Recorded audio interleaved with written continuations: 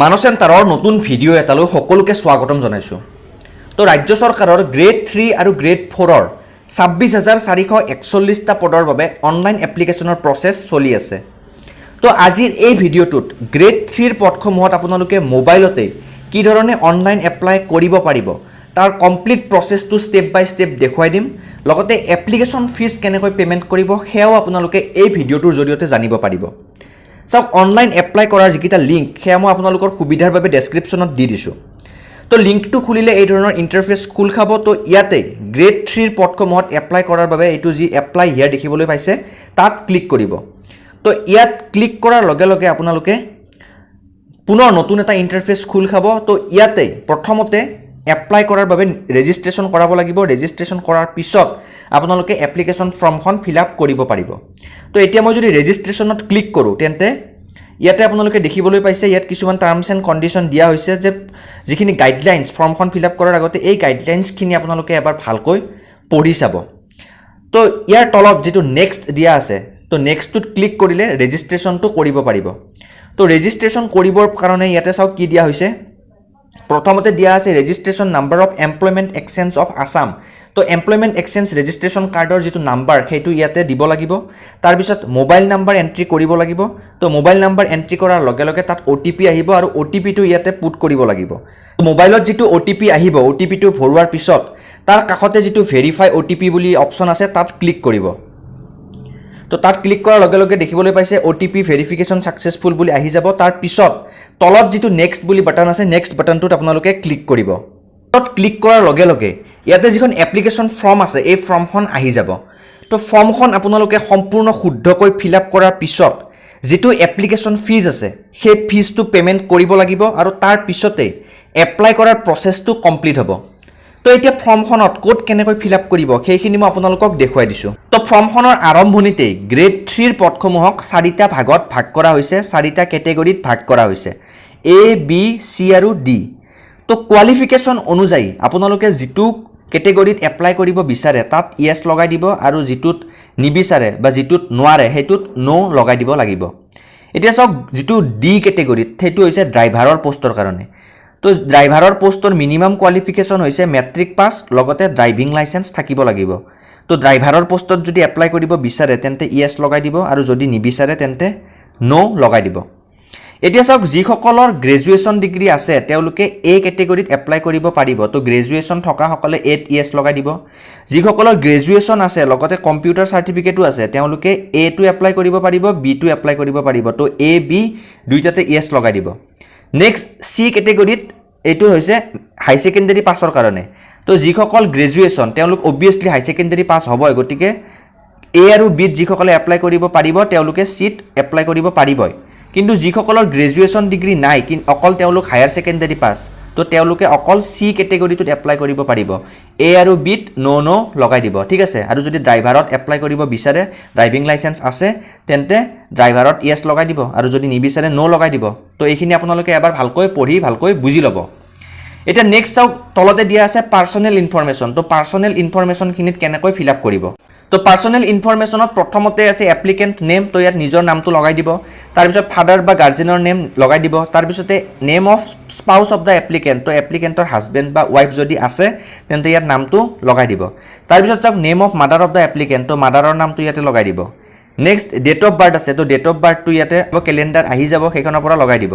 Next gender আছে, জেণ্ডাৰত male female যিটো হয় লগাই দিব। এমপ্লয়মেণ্ট এক্সচেঞ্জ নাম্বাৰটো অট'মেটিক আহি যাব কাৰণ ৰেজিষ্ট্ৰেশ্যনৰ সময়ত এইটো দিয়া হৈছে। তাৰপিছত category general, OBC, ST, SC যি হয় ইয়াতে সেইটো আপোনালোকে চিলেক্ট কৰি দিব। তাৰপিছত যদি দিব্যাংগ হয় তেন্তে য়েছ দিব, নহ'লে ন' দিব। তো এইখিনি হৈছে পাৰ্চনেল ইনফৰমেশ্যন। তাৰ তলতে আছে এক্স ছাৰ্ভিচমেন, যদি হয় য়েছ দিব, নহ'লে ন' দিব। নেশ্যনেলিটি ইণ্ডিয়ান এইটো অট'মেটিক আহিয়ে যাব। তাৰপিছত ৰিলিজিয়ন আপোনালোকে হিন্দু মুছলিম যিটো হয় সেইটো তাৰ পৰা চিলেক্ট কৰি দিব। তো নেক্সট আহিব পাৰ্মানেণ্ট এড্ৰেছ ইনফৰমেশ্যন। তো এড্ৰেছ লাইন 1, 2, 3 ইয়াতে আপোনালোকৰ যিটো ঘৰৰ এড্ৰেছ হয় সেইটো লগাই দিব। চিটি ভিলেজ যিটো হয় সেইটো দিব। পুলিচ ষ্টেচন নিজৰ পুলিচ ষ্টেচন দিব। পিন নাম্বাৰ দিব। ডিষ্ট্ৰিক্ট ইয়াৰ পৰা চিলেক্ট কৰি ল'ব আপোনালোকৰ নিজৰ ডিষ্ট্ৰিক্টখন। ৰেভিনিউ চাৰ্কেল ইয়াতে দি দিব। তাৰপিছতে ইয়াতে name of the block of panchayat department municipal board town committee. তো ইয়াতে আপোনালোকে ব্লক নাম্বাৰ বা পঞ্চায়ত বা টাউন কমিটি যি হয় সেইটো ইয়াতে উল্লেখ কৰি দিব। এতিয়া চাওক পাৰ্মানেণ্ট এড্ৰেছ আৰু প্ৰেজেণ্ট এড্ৰেছ যদি ছেম নহয় তেন্তে ইয়াত টিক চিন লগাব আৰু যদিহে ছেম হয় তেন্তে লগাব নালাগে। তাৰ পিছতে কণ্টেক্ট ইনফৰমেশ্যনখিনি দিব লাগিব। কণ্টেক্ট ইনফৰমেশ্যনত প্ৰথমতে মোবাইল নাম্বাৰটো এইটো অট'মেটিক আহি যাব, ৰেজিষ্ট্ৰেশ্যনৰ সময়ত দিয়া হৈছে। তাৰপিছত ইমেইল আইডি, ভেলিড ইমেইল আইডিটো ইয়াতে দি দিব। তাৰপিছত আধাৰ কাৰ্ড নাম্বাৰটো মেণ্ডেটৰী নহয়, যদি আছে দিব, নাই যদি দিব নালাগে। তো তাৰ পিছৰখিনি ইম্পৰ্টেঞ্চ, তো ইয়াতে দিয়া হৈছে preference of district for appearing in the written examination. তো যিটো ৰিটেন এক্সামিনেশ্যন, কমন এক্সামিনেশ্যন হ'ব, তাৰ যিটো এক্সাম চেণ্টাৰ সেইটো ক'ত হোৱাটো বিচাৰে তাৰ প্ৰিফাৰেঞ্চ দিব লাগিব। তো ইয়াতে প্ৰিফাৰেঞ্চ 3টা দিয়া হৈছে, 1, 2, 3। তো আপোনালোকে প্ৰিফাৰেঞ্চ প্ৰথম ইয়াতে যিখন ডিষ্ট্ৰিক্টত আপোনালোক থাকে সেইখন আপোনালোকে ইয়াত ছিলেক্ট কৰিব। তাৰপিছত নেক্সট ছেকেণ্ড প্ৰিফাৰেঞ্চৰ ডিষ্ট্ৰিক্টখন ইয়াতে ছিলেক্ট কৰিব। নেক্সট থাৰ্ড প্ৰিফাৰেঞ্চৰ ডিষ্ট্ৰিক্টখন ইয়াতে ছিলেক্ট কৰি দিব। তাৰপিছত কোৱালিফিকেশ্যন ডিটেইলছখিনি ইয়াতে দিব লাগিব। তো ইয়াতে মেট্ৰিকৰ পৰা গ্ৰেজুৱেশ্যন লেভেললৈকে গোটেইখিনি কোৱালিফিকেশ্যন দিব লাগিব। তো প্ৰথমতে ইয়াতে আছে HSLC বা মেট্ৰিক। তো ইয়াতে আপোনালোকে মাৰ্ক অবটেইন কিমান পাইছিল সেইটো দিব, মাৰ্কশ্বিটত পাই যাব। টোটেল মাৰ্ক মাৰ্কশ্বিটত পাই যাব, পাৰ্চেণ্টেজ, ইয়াৰ অফ পাছিং, পাছ চাৰ্টিফিকেটত পাই যাব, নেম অফ দ্য স্কুল, ক'ৰ পৰা পাছ কৰিছিল সেইটো দিব লাগিব।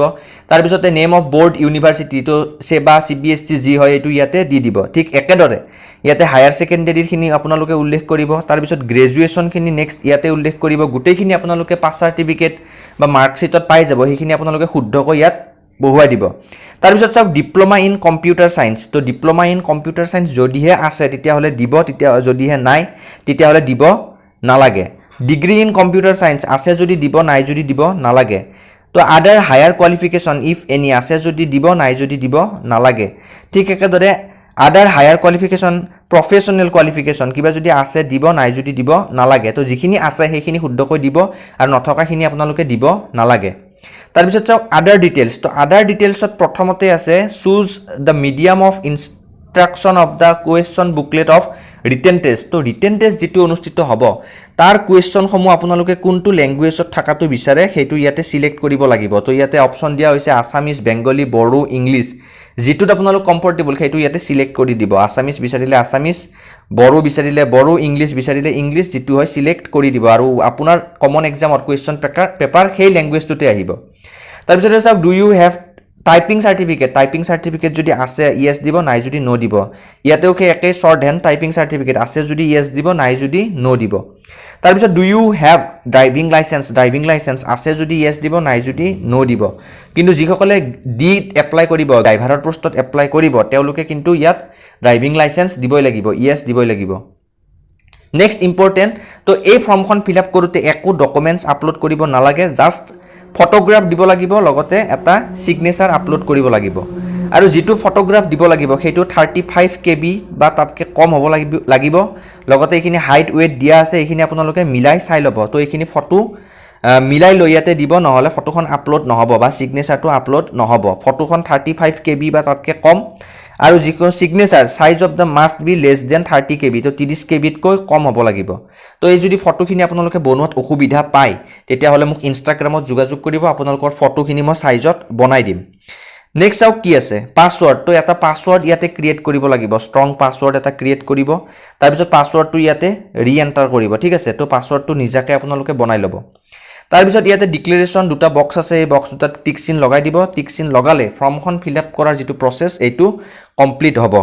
তাৰপিছতে প্ৰিভিউ টু ভেৰিফাইড। তাৰপিছত প্ৰিভিউ টু ভেৰিফাইড ক্লিক কৰিলে আপোনালোকে ফৰ্মখন দেখিবলৈ পাব, আৰু তাত যদি কিবা ভুল আছে তেন্তে সেইখিনি এডিট কৰিব পাৰিব। ঠিক আছে, তো আপোনালোকে প্ৰিভিউ টু ভেৰিফাইড টিক কৰিব। টিক কৰাৰ পিছত ফৰ্মখন এবাৰ ৰিচেক কৰি চাব যে গোটেইখিনি শুদ্ধ হৈছেনে নাই, আৰু যদি কিবা ভুল আছে তেন্তে সেইখিনি তৎক্ষণাত এডিট কৰি দিব। কিন্তু যদি আপোনালোকে ভুল হোৱাৰ পিছত তাক ছাবমিট কৰিবলৈ যায় তেতিয়াহ'লে ফৰ্মখন ছাবমিট হ'ব, কিন্তু যিখিনি ভুল আছে সেইখিনি আৰু কাৰেকশ্যন কৰিব নোৱাৰিব। তো যদি আপোনালোকৰ ফৰ্মখন সকলো ঠিকে থাকে তেন্তে ইয়াত কাষত যিটো ছাবমিট বাটন আছে এই ছাবমিট বাটনটো ক্লিক কৰিলে ফৰ্মখন ছাবমিট হৈ যাব। তাৰপিছত আপোনালোকে যিটো ফিজ আছে সেই ফিজটো পে'মেণ্ট কৰিব লাগিব। ঠিক আছে, তো ফিজটো কেনেকৈ পে'মেণ্ট কৰে সেইখিনি মই নেক্সট দেখুৱাই আছোঁ। তো ফাইনেল ছাবমিট কৰাৰ পিছত এই ধৰণৰ যিখন ৰেজিষ্ট্ৰেশ্যন একনলেজমেণ্ট সেইখন আহি যাব। তো ইয়াতে এপ্লিকেশ্যন নাম্বাৰ আহি যাব, লগতে গোটেইখিনি আপোনালোকৰ ডিটেইলছ আহিব, আৰু কিমান ফিজ পে'মেণ্ট কৰিব লাগিব সেইটো তলত আহি যাব। এতিয়া চাওক নেক্সট আপোনালোকে ফিজটো পে'মেণ্ট কৰিবৰ কাৰণে কাষতে যিটো আছে গ' টু পে'মেণ্ট অপশ্যন সেই অপশ্যনটোলৈ যাব লাগিব। ঠিক আছে। তো পেমেণ্টটো আপোনালোকে পিছতো কৰিব পাৰে লগ ইন কৰি, কিন্তু লগে লগে যদি পেমেণ্টটো কৰি দিয়ে তেতিয়াহ'লে আপোনালোকৰ ভাল সুবিধা হ'ব। নেক্সট যিখিনি পেমেণ্টৰ অপশ্যন, এই অপশ্যনখিনি আহি যাব। তো আপোনালোকে ক্ৰেডিট কাৰ্ড, ডেবিট কাৰ্ডেৰেও পেমেণ্ট কৰিব পাৰে, ইণ্টাৰনেট বেংকিঙৰ জৰিয়তেও পেমেণ্ট কৰিব পাৰিব, নাইবা মোবাইলত যদি ফোনপে', গুগল পে' আছে তেন্তে QR কোডটো স্কেন কৰিও আপোনালোকে যিটো ফিজ, এই ফিজটো পেমেণ্ট কৰিব পাৰিব। তো ফিজটো পেমেণ্ট কৰাৰ লগে লগে এপ্লিকেশ্যনখন ফিল আপ কৰাৰ প্ৰচেছটো কমপ্লিট হ'ব। তো তাৰ পিছত আপোনালোকে যিটো এপ্লিকেশ্যন ID পালে বা যিটো পাছৱৰ্ড ক্ৰিয়েট কৰিলে, সেইটোৰে আপোনালোকে ফৰ্মখনত পুনৰ লগ ইন কৰি যিটো পেমেণ্ট সেইটো ছাকচেছফুল হৈছে নে নাই এবাৰ চেক কৰি চাব পাৰে। তো ফৰ্মখনত যদি লগ ইন কৰে তেন্তে তলতে পেমেণ্ট ষ্টেটাছত আপোনালোকে ছাকচেছ বুলি দেখিবলৈ পাব। তো ইয়াৰ মিনিং হৈছে যে আপোনাৰ ফৰ্মখন সম্পূৰ্ণ সঠিকভাৱে ছাবমিট হৈ গৈছে। এতিয়া চাওক, আপোনালোকে ফৰ্মখন যদি ফিল আপ কৰাত কিবা অসুবিধা পায় তেন্তে মোক ইনষ্টাগ্ৰামত যোগাযোগ কৰিব, লিংক ডেছক্ৰিপশ্যনত দি দিয়া আছে। তো আপোনালোকৰ ফৰ্মখন মই তাত ফিল আপ কৰি দিম বা যিখিনি অসুবিধা আছে সেইখিনি দূৰ কৰি দিবলৈ চেষ্টা কৰিম। গতিকে যিসকলে ফৰ্মখন ফিল আপ কৰিব নোৱাৰে বা অসুবিধা পায় তেন্তে মোক ইনষ্টাগ্ৰামত যোগাযোগ কৰক, মই আপোনালোকক সহায় কৰিম। লগতে যিসকলে নোৱাৰে তেওঁলোকক মই ফৰ্মখন ফিল আপো কৰি দিম। তো এই ভিডিঅ'টোত ইমানখিনিয়েই। যদি আপোনালোকে ভাল পালে তেন্তে লাইক কৰিব আৰু আহিবলগীয়া নতুন ভিডিঅ'সমূহৰ বাবে চেনেলটো ছাবস্ক্ৰাইব কৰি ৰাখিবলৈ নাপাহৰিব।